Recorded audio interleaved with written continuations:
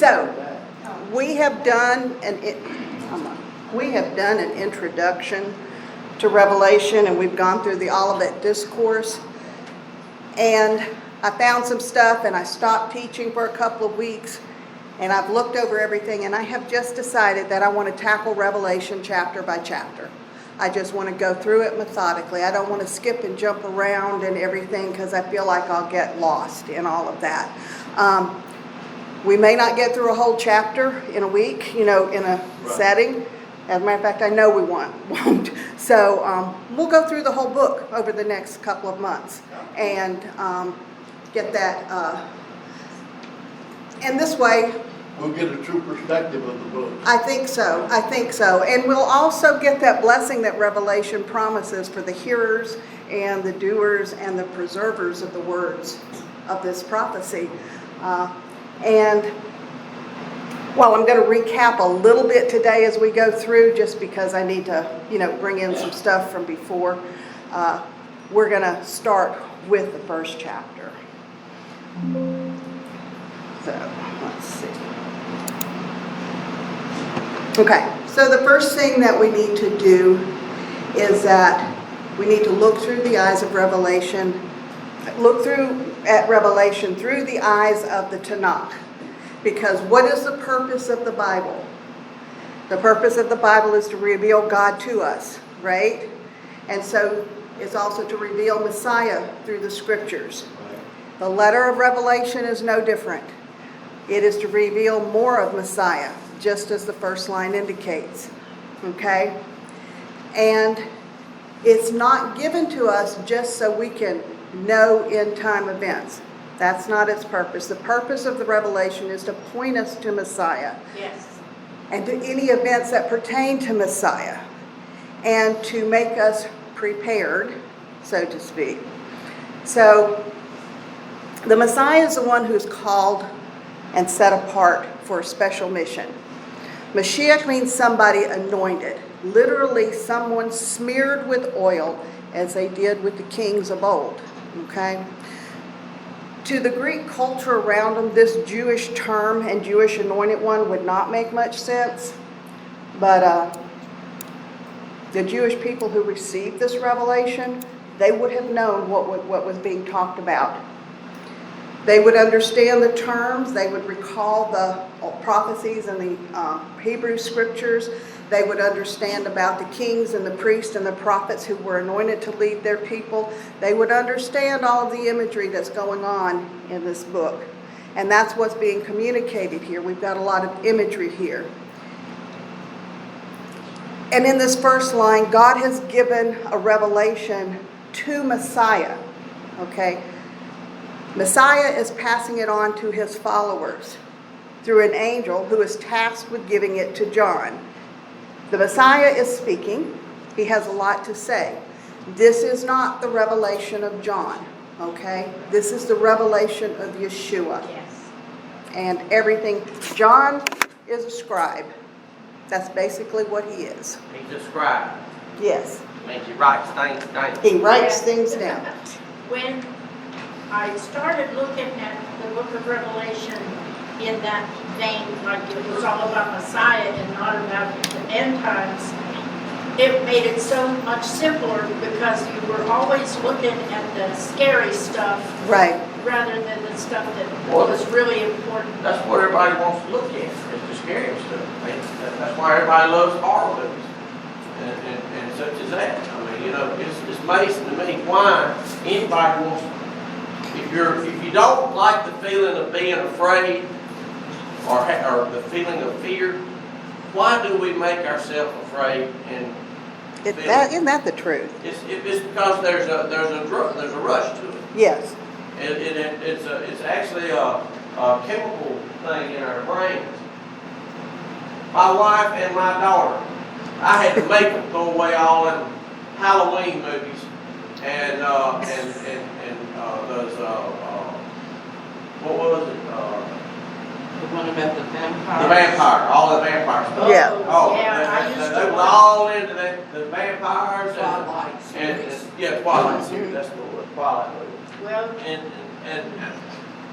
I And to lost- this day, I fuss at her constantly because of the fact that, hey, he made it. I lost. Shabbat shalom. Shabbat shalom, Jonathan. Shalom.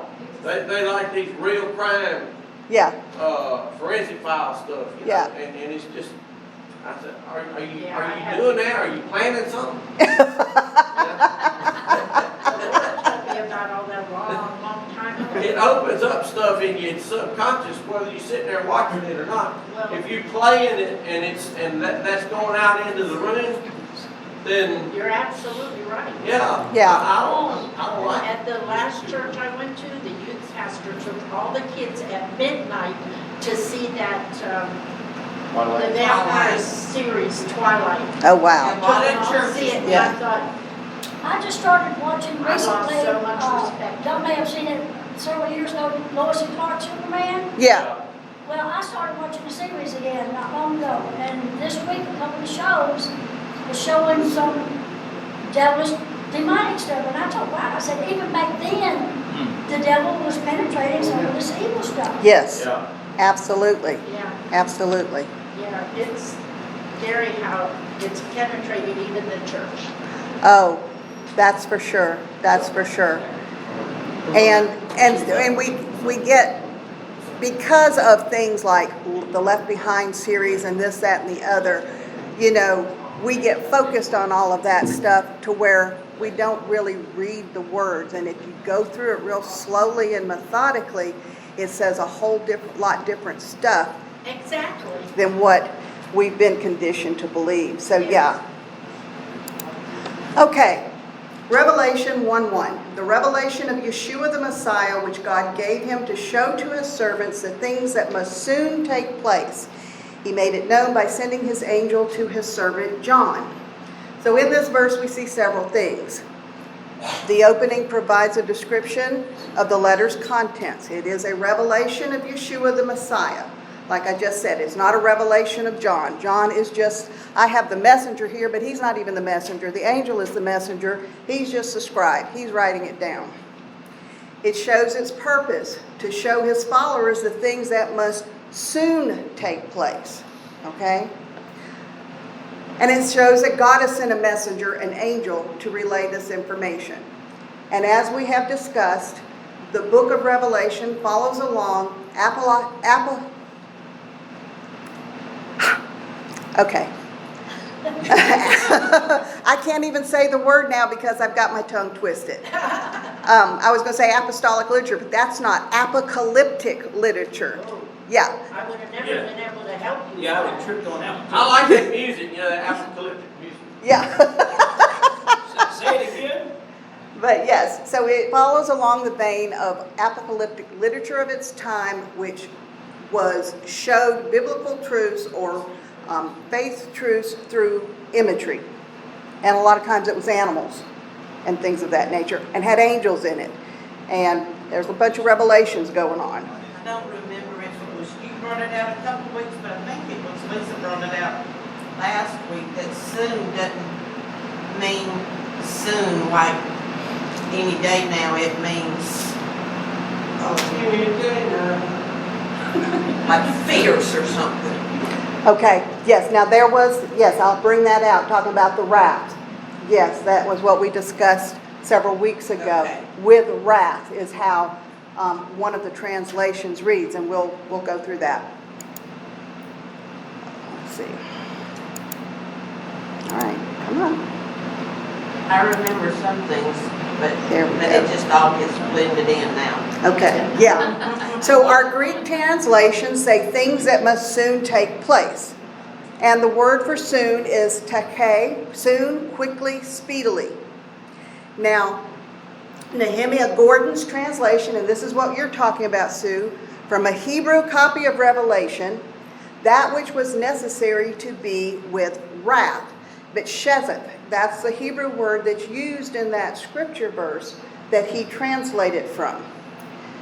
So the Greek word, of course, means soon, quickly, speedily. And The Beshetzik word in Nehemiah Gordon's copy of Hebrew Revelations means furiously, with wrath, with a torrent. So, if we remember, if these things that are going to be happening soon, they're going to be happening with wrath. That's basically what it's saying. There's a judgment coming. Okay? That's what is being called down. There's a judgment. Now, Was this written? I really don't know, so I'm really asking this question. Sure. Was this written before the fall of Jerusalem or after? I say it's written before the fall of Jerusalem, Okay. because if it's written after the fall of Jerusalem, what is the purpose of the revelation? Because Jesus is giving us revelation pertaining to those things that must soon happen. If the temple has fallen and everybody has scattered, the exile has begun. Yeah, what's the use? And again, we also discussed about that the one source that scholars take this late date writing of Revelation is from Irenaeus, who is the worst historian ever, because his dates do not line up. He had an agenda. Yes, well, he also said that Yeshua's ministry was for 15 years and he was crucified when he was in his 50s. So, yeah, it just doesn't line up. But it's like everybody jumps on that bandwagon and let's run with it. We also talked about the last time how Domitian really doesn't meet the qualifications for everything that is going on at the moment, but Nero does. Nero does. And we see that in the gematria of the beast, the number 666. Remember that John is writing this, he's a rebel, okay? Rome considers him a rebel. He is like, you could say, a far-right group that wants to topple the government, so to speak. That's how Rome views him. So everything that he writes, he has got to write in code. But he's got to write it in a code that they understand. And gematria was very much used. We see that in the first chapter of Matthew. When Matthew records the generations of Yeshua, it's 14, 14, 14. And we know from our lesson before that David's gematria is 14, showing that Yeshua is of the line of David and he is the Messiah. That was the whole point of that genealogy. That he comes from Messianic, that he comes from Davidic lineage, and he qualifies for the title of Messiah. So gematria is used throughout the scriptures in many, many different places. Matthew was a numbers guy anyway. He was. Yeah, he was a tax collector. You're right, he was a numbers guy. Yeah, and he was OCD, so everything had to be lining up. Yeah. So with those markers there, that's why I say the early date of Revelation, written in about the 50s, before the fall of Jerusalem. And what is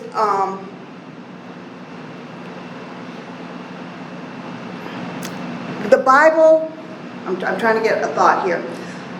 The Bible's focus is Israel, okay?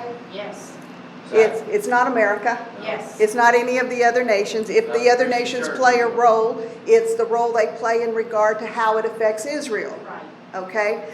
So when there's things that have to take place soon, John's focus is on Israel, okay?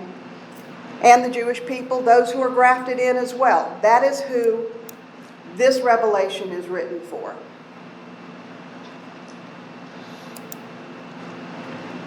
The Kokan Hebrew Revelation says, and the Kokan Hebrew Revelation, okay, there's the Greek translation. We'll summarize that up real quick. The Greek translation. The British Library scrap that Nehemiah Gordon found of a Hebrew revelation, the first chapter and part of the second chapter, that dates to the 1700s, okay? Then we have the Kokan Hebrew Revelation, which was an entire New Testament manuscript that was found in the Kokan Synagogue in India. So this is where These are the three different manuscripts that I am looking at. When was that found, that Koken? It was found in 2019 and dates back to the 1700s as well. Now, true enough, we don't know when they were written. Are they a translation of the Greek? You know, are they just, have they been kept through the years? We don't know that. But it shows that there was a translation in Hebrew, and it makes sense to me because John was a Hebrew. Right. Yeshua is going to talk to him in Hebrew, you know, or Aramaic, you know. Greek was a second language. He would not have been relaying this stuff in a second language. He would have translated it into Greek from the Hebrew for those communities that were mainly Greek speakers. So, the Koken Hebrew Revelation says to reveal to his servants the things that they must do at the time of the harvest. So we have these several different wordings for this verse, depending on which Hebrew source we're reading, or if we're relying on the Greek manuscript. And there's some differences here, but are we really having a vast difference? Is there a conundrum here that, you know, we've got to reconcile? The word here used for must do, I'm going to try to pronounce it, is riskim in the Hebrew, which means what they must do at the time of the harvest. So we have what soon must take place, or what soon must take place with wrath, a judgment, or simply to reveal to his servants the things that they must do at the time of the harvest. So let's stop for a minute. Let's go back to the Olivet Discourse. Yeshua told the disciples of things that would take place. He told them that the temple was going to be destroyed. He said it was going to be within that generation, right? He said that people were going to have to flee from Jerusalem. But that was 30 years ago from when John is writing this. It's kind of like hurricanes. You kind of forget about them if you don't get confronted with them all the time, right? So 30 years ago, there's a reminder here going, the time is now. The time is fixing to be. It isn't saying, you know, rehashing an old prophecy. It's saying, be prepared, keep your eyes open. You're fixing to have to go through all of this. Wouldn't that be today's message? Yes. Yeah. So for the people in the first century, this was a time-specific prophecy. He said, again, Yeshua said this generation would not pass away until it was all being fulfilled. But what could they possibly mean in this Koken Hebrew revelation? The things they must do at the time of the harvest. That was, kind of looked at that sideways. So we need to go back to the parable of the wheat and the tares in Matthew 13, 24 through 43. But, let me see. I've got it here. I thought I'd come up here without my Bible. But I want to read the parable, the end of the parable of the sower. So go to Matthew 13, 24 through 43. Let me stuff this back out.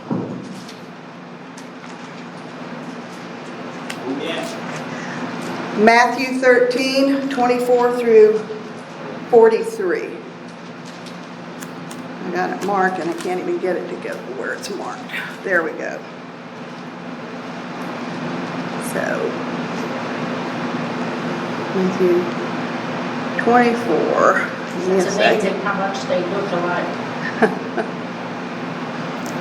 So, let's see.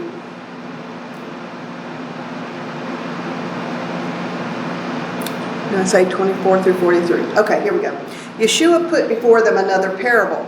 So we've just had the parable of the sower who throws his seed out and it lands everywhere, right? And some takes hold in good dirt, some it's rocky stuff, it never takes hold, some it's in shallow dirt and it takes hold and dies, and that kind of thing. So now we're in the thing of the parable of the wheat and the tares. The kingdom of heaven is like a man who sowed a good seed in his field, but while people were sleeping, his enemy came and sowed weeds amongst the wheat, then went away. When the wheat sprouted and formed heads of grain, the weeds also appeared. The owner's servants came to him and said, "Sir, didn't you sow good seed in your field? Where have the weeds come from?" He answered, "An enemy has done this." The servants asked him, "Then do you want us to go and pull them up?"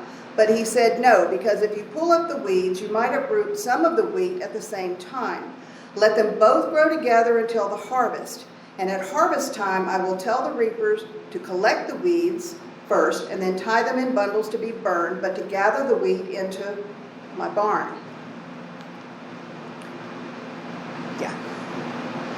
Why did I say through 43? I don't know. That was wrong. It ends, that verse ends at 30. That's where that ends. So God's going to allow the wheat and the tares to grow until the harvest time. That's what's happening in Jerusalem. We've got wheat and tares growing at the same time. He's going to gather the tares first, tie them in a bundle, and he's going to burn them. That's a word picture for us. He's going to allow the wheat to remain until after the tares are destroyed. So, Now, I know you know this, but I want to explain what I saw in those pictures. They grow up together, and the tares stand straight up. They don't bend at all. And the wheat bends over when it's heavy in harvest. And it represents the pride of the people who are stubborn and stand up and are stiff-necked. And the wheat, which is supposed to be us, bends over in humility and humbleness. And I just thought we needed to know that. yes, absolutely. Amen. Thank you. So going back to the Olivet Discourse, what does Yeshua tell his disciples? That there would be false messiahs. And we know there were false messiahs everywhere trying to lead the people astray. When Shaul was going to Jerusalem, returning from the Asian provinces, he summoned the leaders of the Messianic community in Ephesus to Miletus in order to meet with them. And this is what he had to say about the false prophets and the false messiahs at that time. And I will get to a point with this within a couple of slides, trust me. So 28 through 31. "Watch out for yourselves and for all the flock in which the Ruach HaKodesh has placed you as leaders, to shepherd God's messianic community, which he won for himself at the cost of his own son's blood. I know that after I leave, savage wolves will come in among you, and they won't spare the flock. Even from among your own number, men will arise and teach perversions of the truth in order to drag away the Talmudim after themselves. So stay alert. Remember that for 3 years, night and day, with tears in my eyes, I never stopped warning you." Boy, is that for today. Yeah.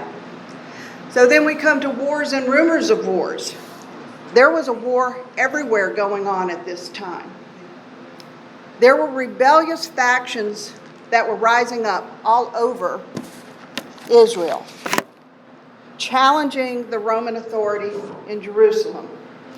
But in addition to that, there was civil internal strife, an internal war within Israel that broke out between moderates and the zealots.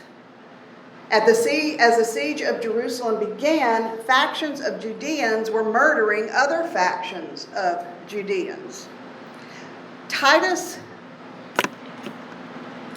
So this is where wars and rumors of wars come in. It's just going on all over the place. And then we have the famines and the earthquakes. Titus built a wall around Jerusalem and allowed no supplies to come through. He starved the people of Jerusalem out, is what he did. The famine was of such extreme that people were engaging in cannibalism, according to Josephus. They were that starved down. Then, of course, the arrest and handed over to the authorities, we saw that. Betrayal and hatred. And the rabbis say that this baseless hatred and division is what caused the destruction of the temple at both times. That is what caused the exile, both times. And that's why there are voices raising up right now telling Israel, you guys have got to quit fighting each other, because this is the same thing that led up to October 7th. Israeli society had gotten to be factious and fighting against each other. They're trying to unseat people in the government. They're trying, they're having protests. They're doing this, that, and the other. And Rabbi Shapira says, and so does some of the other rabbis, that this plus the neglect of teaching Torah is what creates the situation where God allows judgment to fall on Israel. So that's why they're at war right now. Yeah. Do they realize that? I think a lot of them do, because a lot of them are coming back to faith. I mean, the people that are starting to wear tefillin, that are saying the daily prayers, that are doing the Shema, and everything, they are coming back to a faith. But again, but a couple of weeks ago, there was a great protest, because they want the government to just settle with Hamas, get the hostages back, and let's go back to living the way we were, which that's not going to happen. They're being so short-sighted. But they didn't even start it. It was Hamas that started it. It was Hamas that started They're it. not going to stop. Yeah, they're not going to stop. If they stop the war right now, Hamas wins. Or they'll find another way to do what they're doing. Right. Yeah, so they can't do that. And it's a terrorist group anyway. Yeah. Right. It's not like it's another country coming in and attacking. It's just terrorists. Yes, it is. And it's amazing that our country is telling them to stop fighting against them. We're the terrorists instead of being... We really are, and that's scary for us, because that brings judgment on this country. Exactly. It's worse than that. We fund both sides. Yes. Oh, I know it. Yeah. That's the craziest. It's crazy. It's crazy. And even after finding out what UNRWA, the United Nations Relief Agency there in Gaza, was doing, there's still money being sent into it. It's like, you people are nuts. And they're giving billions to Iran. Don't even get me started on that. Oh. Oh, yeah. That's another sermon. Yeah. So there's a lot going on in Jerusalem around the time that John's receiving and writing this revelation. And we see some prophecies about this in Daniel 9:25 and 26.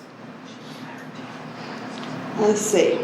Know therefore and discern that 7 weeks of years will elapse between the issuing of the decree to restore and rebuild Jerusalem until an anointed prince comes. It will remain built for 62 weeks of years with open spaces and moats, but these will be troubled times. Then after the 62 weeks, Mashiach will be cut off and have nothing. The people of the prince yet to come will destroy the city and the sanctuary, but his end will come with a flood, and desolation are decreed until the war is over. So this is Daniel. Remember, Daniel's already in the Babylonian exile, right? So he's prophesying about the second destruction, Mashiach. When Mashiach comes and he is cut off, he's prophesying about the destruction of Jerusalem the second time.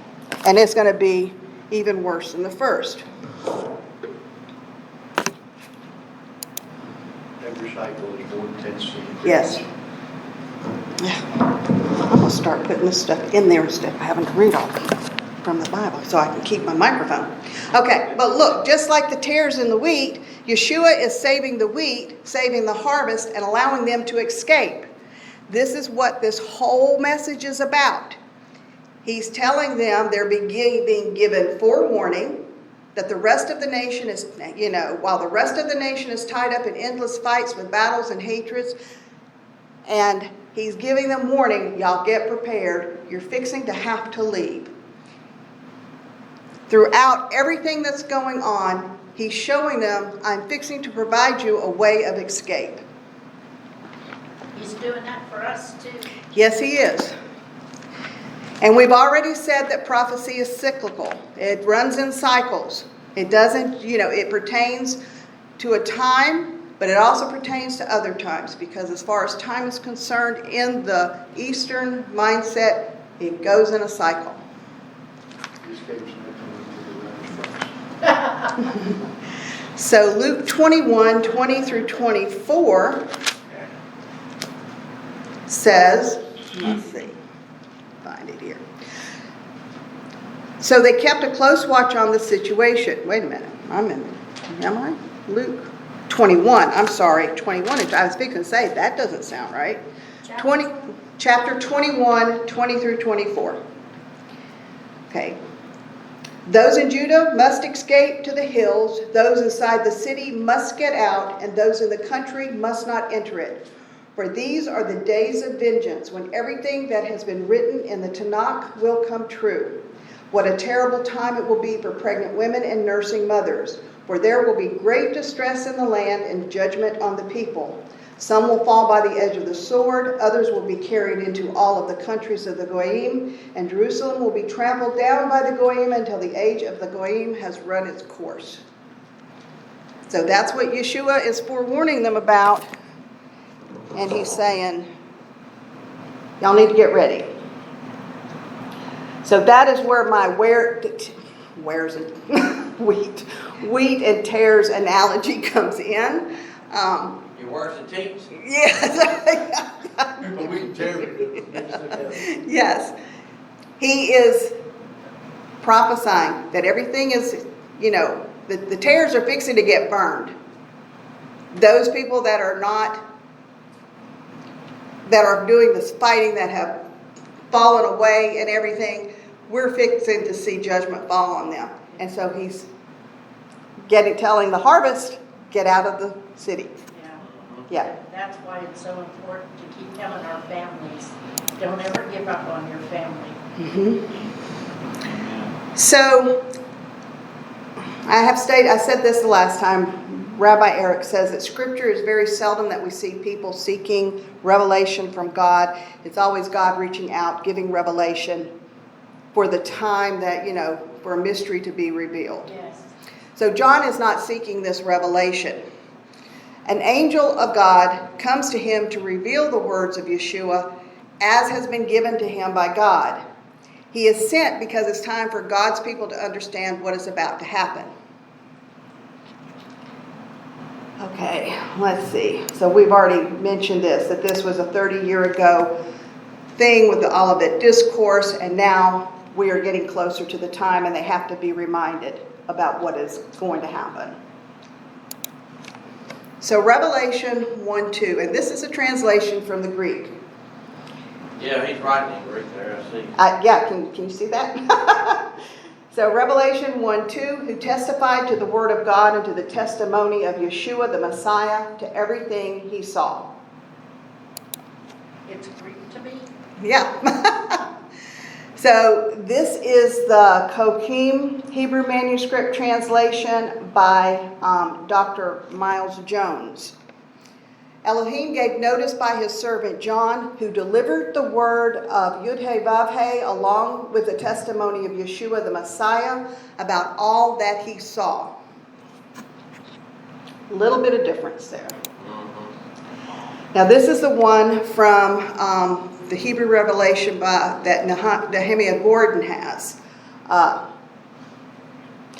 That he testified the word of the Elohim and the witness of Yehoshua Mashiach, which he saw and that are here, and that which was necessary to do after this.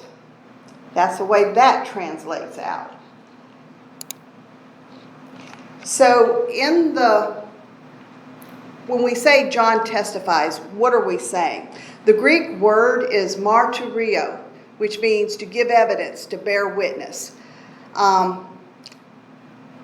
In the Hebrew, it's ha'id, which means the witness. So, let me go back for just a second here. Which he's saying, instead of the testimony that's being presented is not the testimony of John. It's the testimony and the witness of Mashiach. That's what's meant by the witness, okay? So when it says that the witness, I get an image of a courtroom where you've got a person on a stand. and they're testifying an event. They can only give testimony about what they have personally seen or participated in, right? He can't give hearsay evidence. Evidence is, from what somebody else told him about what happened, right?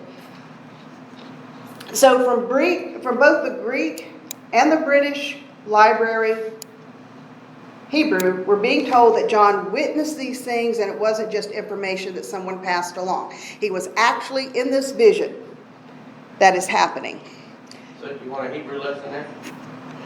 Huh? So you want a Hebrew lesson there? Sure.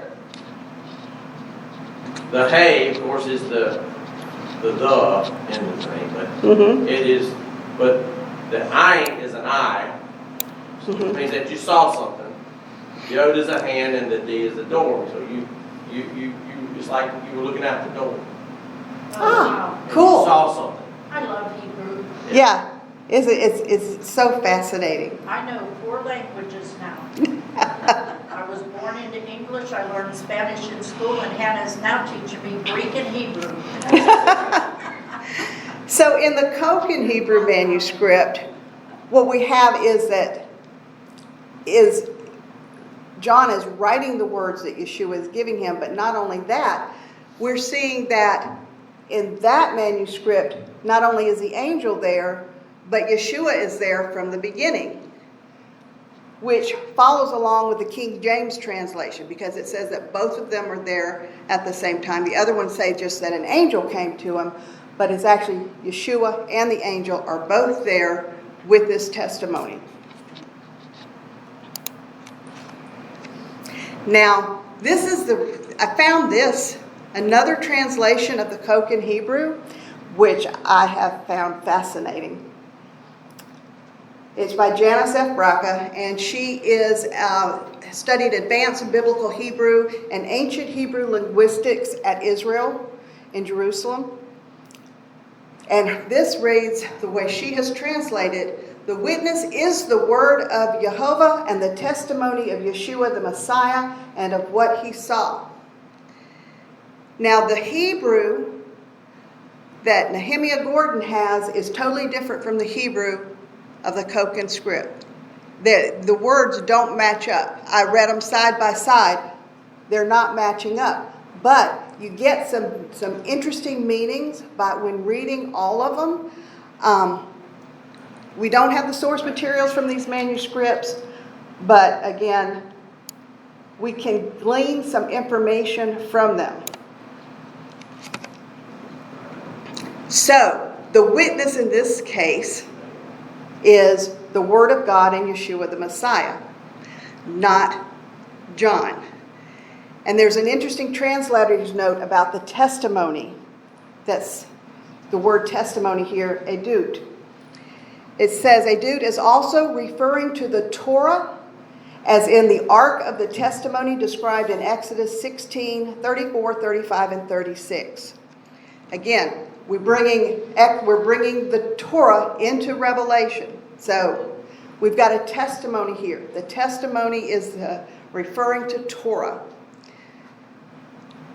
Now, this word edut can be transcribed as a congregation. I found that out. But that's not what it means here.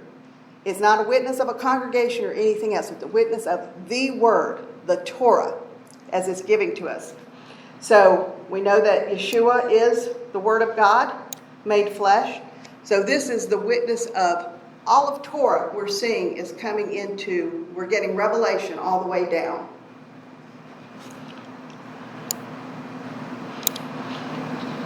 Let's see. I hope I'm not confusing y'all. So Revelation 1:3.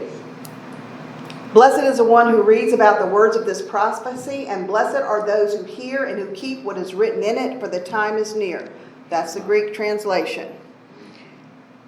And the last time that we spoke on Revelation, which has been several weeks ago, I gave y'all a challenge to read through the book of Revelation out loud. I have been sorely lacking in doing that. I've been so busy, I haven't even done it. But I'm recommitting to doing it after just doing these first few verses, because the verse here tells us that will be blessed by hearing the words of the prophecy, not just by hearing them, but being blessed by reading these words aloud. Because that's what it says. Blessed is the one who reads aloud the words of this prophecy. So it means read it aloud like God told the children of Israel. So you get it internally. Don't just skim through it. Don't just do it with your head. Do it with your heart. So then we have the Hebrew version that actually encourages the believers to proclaim the words of the prophecy. This is the Kokan Hebrew version. Blessed is the one who hears and proclaims the words of this prophecy and keeps what is written in it. So not only are we supposed to hear it and do it, we're supposed to proclaim it. It makes it more concrete Yes. to do that. Yes.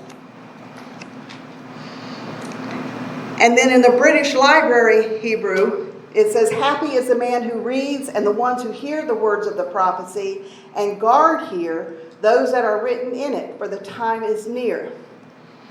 Now this version is telling us not only to hear it, to do it, to engage with it, but to guard it. To guard it internally in our hearts and not forget about it, because the time is close at hand. We're really fortunate. We have a ton of material available to us.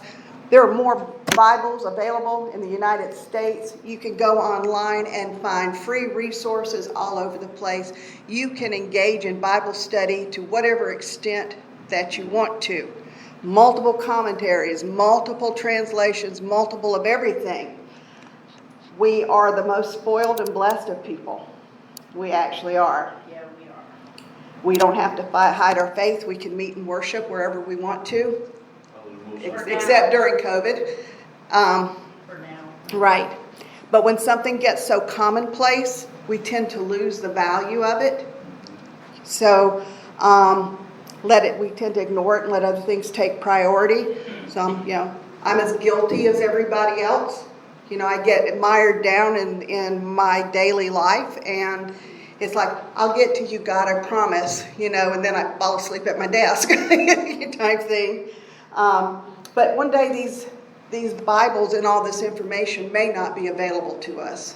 So we do need to learn to guard the words, not just of Revelation, but of everything from Torah through, all 66 books. Well, it's gotten to where this generation now probably doesn't own a physical Bible anyway. They just have the Bible on the computer. Mm-hmm. All the government's got to do is shut it down, That's and right. you won't have an electronic Bible. That's right. Yeah, it would be like Book of Eli, Yeah. Mm-hmm. that movie. Oh, yeah, that was a good I one. thought you was talking about that Bible book that keep finding everywhere. Enoch.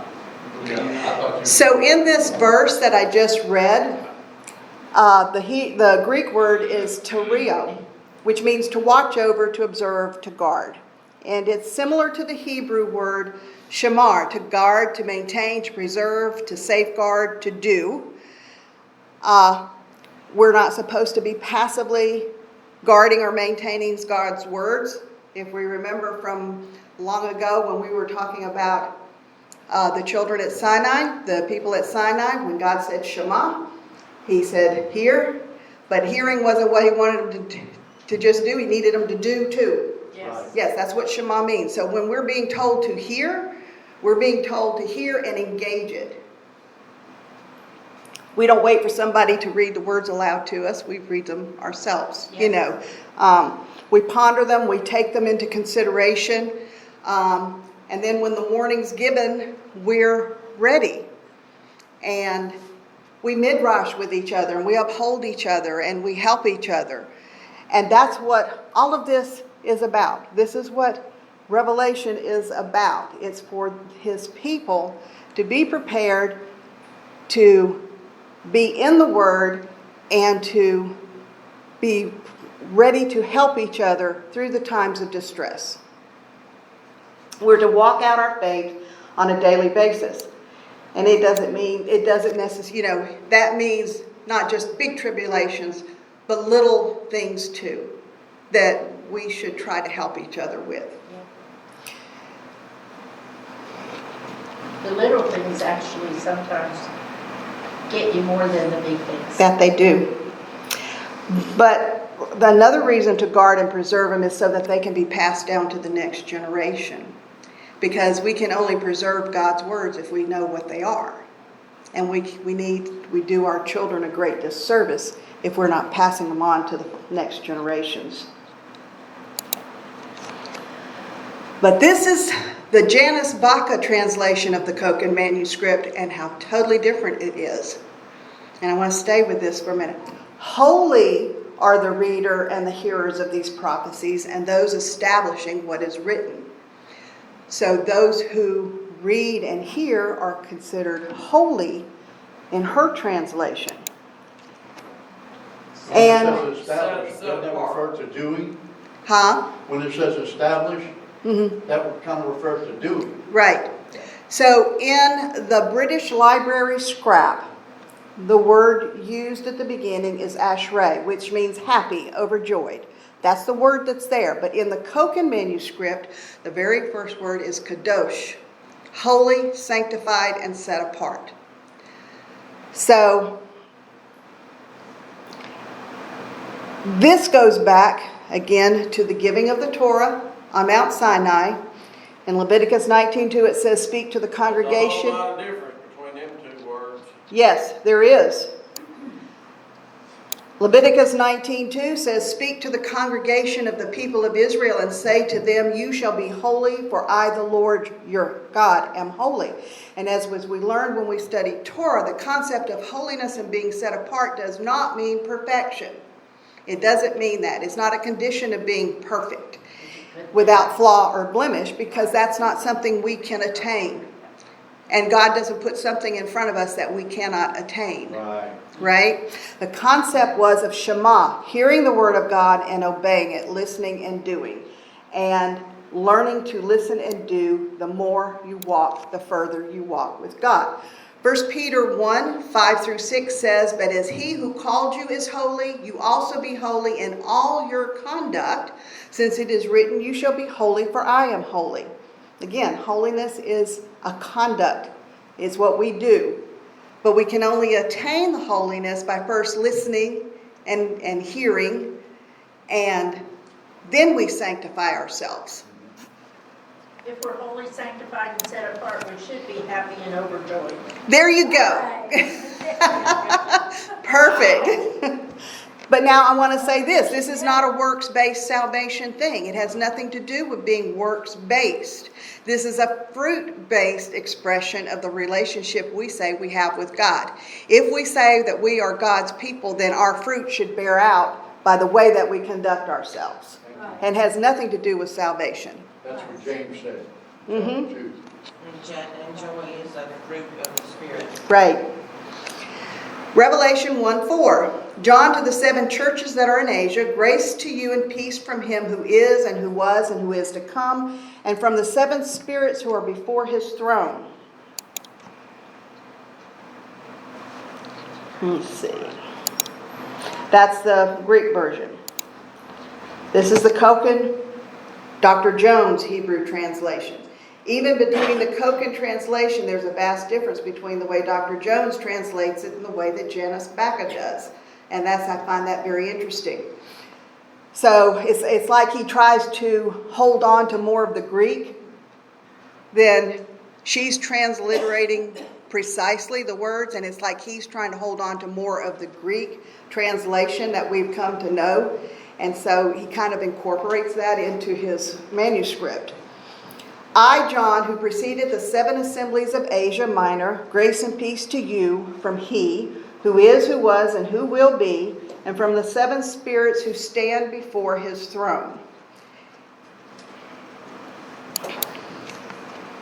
And here is Nehemiah Gordon's translation. Yochanan to the 7 congregations that are in Asia. Grace to you and shalom from him who is and who will be and who will come, and from the 7 souls that are opposite his throne. And then this is very similar, except that John is addressing it to the elders of Asia Minor Those congregations, he's addressing it to the elders in her translation and not the congregations themselves.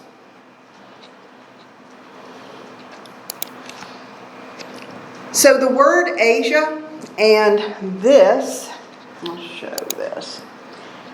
Everything that you see in red, let me see if I got that laser pointer. There we go. Everything that you see in red, all of this is Asia Minor. This is the area here that has the red lettering that John is addressing the letter of Revelation to, those congregations. It originated from the Greek word Achaia, and it's attributed to Herodotus. Now, Herodotus was a Greek historian and geographer from the Greek city of Halicarnassus, which was part of the Persian Empire, and that was back in 440 BC. He is actually considered the father of history because he started recording history. And that is, Asia is a term that he coined for this area. It was originally, though, just for the name for the east bank of the Aegean Sea, which would have been this area right here. That's what he coined it for first, because this is the Aegean Sea right here, so it was this area right here. But under Roman rule, it grew to all of this. Now, if you're wondering where Israel is in relation to Asia Minor at the time of John, there it is right there, where that little circle is. And at the time of John's letter, it's still Israel and has not been renamed Palestine by the Roman conquerors. I had to throw that in there because I dislike when people rename maps to, because of whatever. Yeah, I think it's doing a great disservice. So we have grace and peace to you from he who is and was and will be. That's what we're focused on. So where does the Bible speak about God's eternal nature? Well, we see it in Torah when Moses asked God for his name, and he says, Ayeh Asher Ayeh, which means I am who I am. He is everything, all contained in his essence and being.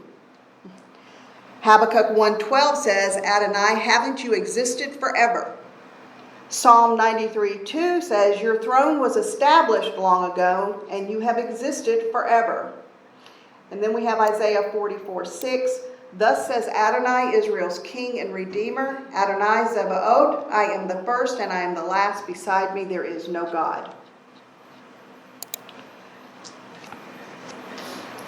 God is real. He's eternal. He's always been. He always will be. These are some Bible verses there. And we'll see in Revelation 1:8, which we'll cover next week in further detail, where it says, I am the Aleph and the Tav, and who is and who was and who is to come. He identifies himself as that. Yeshua does, right? Is that what you're saying? Well, in that particular verse, it's Adonai. It says Adonai is the one that is claiming that. All right. But Yeshua comes into it very quickly there afterwards. At least in this translation, that's the way it was. And also back in chapter 21 and 22, I believe. Yeah. It says, and from the seven spirits that are from his throne. So here, who are these seven spirits that stand before the throne of God? We know we've got 24 elders. We know we have different spirits that come before the throne of God. I've got 3 more slides. Okay. But what we're looking at is symbolism again. And this symbolism is first mentioned in Isaiah 11:12, which it describes the 7 attributes of God. And the Spirit of the Lord shall rest upon him, the Spirit of wisdom and understanding, the Spirit of counsel and might, the Spirit of knowledge and the fear of the Lord. Those are the 7 divine attributes of God that you see posted over the menorah. And they rest on the Messiah. As is stated in Isaiah 11:1, there shall come forth a shoot from the stump of Jesse, and a branch from his roots shall bear fruit. So the Messiah is going to incorporate all of these attributes of God.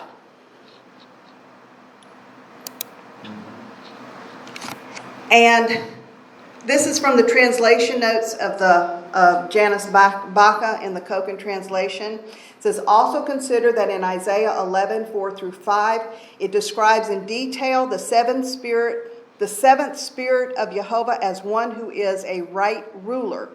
Then in Isaiah 28:5-6, the spirit of right ruling is directly named and will manifest in the end of days. Thus the spirit of right ruling appears to be the seventh spirit of Jehovah, for Jehovah is one who encompasses all seven spirits. And this is where I think you were talking about. Also notice that in Revelation 5:6, the seven spirits of Jehovah are sent into all of the earth and represent Yeshua the Messiah. So, That's important to show that Yeshua was deity. Yes. Is deity. yes, that they share the same makeup and everything, right. And in the midst of the throne and the four living creatures and in the midst of the elders, I saw a lamb standing as having been slain, having 7 horns and 7 eyes, which are the seven spirits of God sent out into all the earth. So that is showing that the lamb has these 7 attributes of God and that Yeshua is being sent out into the earth. Through his people, through whatever. But the divine attributes of God are being sent out to the earth. And that is it for this week.